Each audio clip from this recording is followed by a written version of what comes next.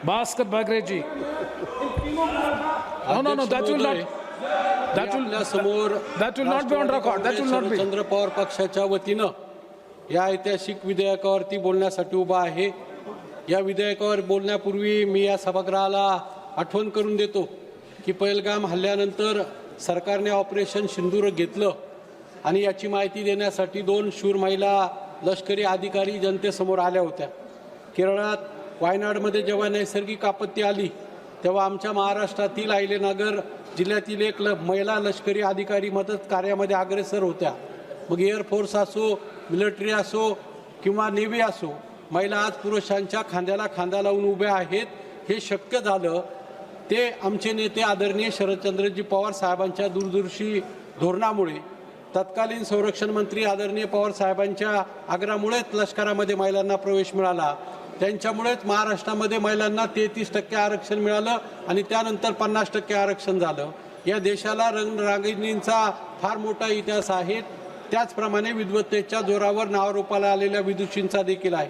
आम्ही भाग्यशाली आहोत की आमच्या गटनेते आदरणीय खासदार सुप्रियाताई सुळे यांच्या मार्गदर्शनाखाली काम करत असताना स्त्री पुरुष समतेच्या तत्वांची संसदेत पाठराखण करीत आहोत. महिलांना जेव्हा आरक्षण देण्याचा विषय या सभागृहामध्ये मांडला जातो तेव्हा मला आदरणीय शरदचंद्रजी पवार साहेबांचं महिला धोरण आठवतं. महिलांना पुरुषांच्या बरोबरीने वडिलांच्या संपत्तीमध्ये अधिकार देण्याचा त्यांचा लढा आठवतो.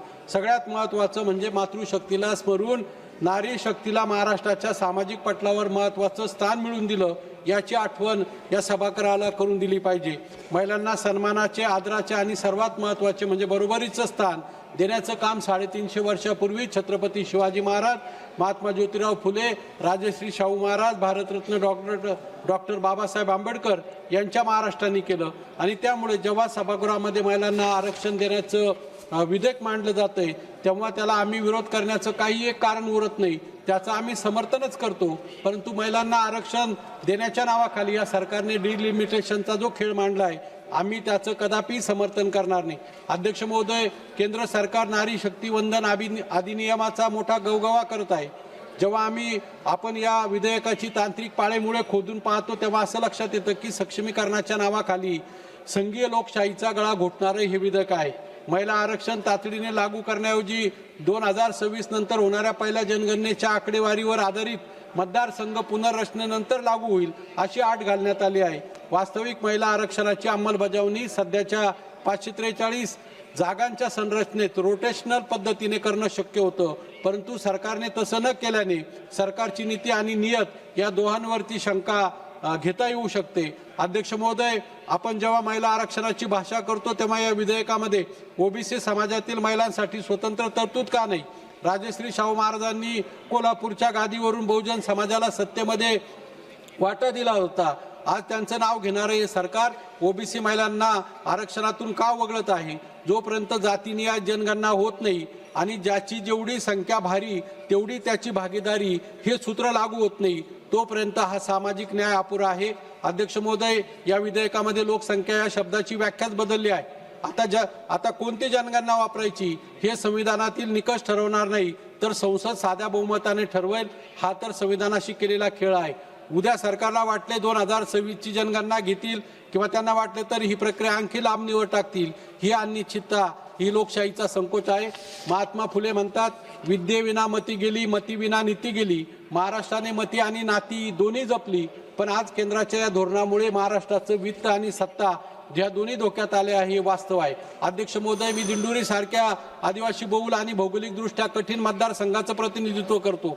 जर पुनर्रचनेचा आधार केवळ लोकसंख्या हात राहिला तर डोंगराळ आणि ग्रामीण भागातील मतदारसंघाचा आकार इतका मोठा होईल की तिथल्या शेवटच्या माणसापर्यंत विकास पोहोचवणं अशक्य होईल.